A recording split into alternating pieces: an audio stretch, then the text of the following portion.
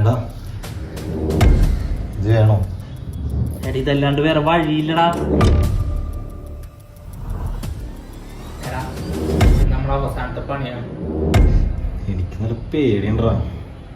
വന്നോട് വെച്ച് കാണാടാ.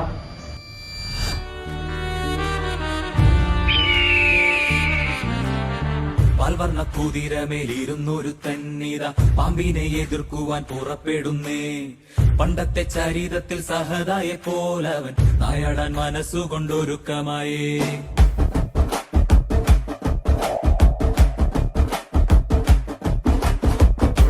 എന്താണ് അവിടെ നടന്നത്?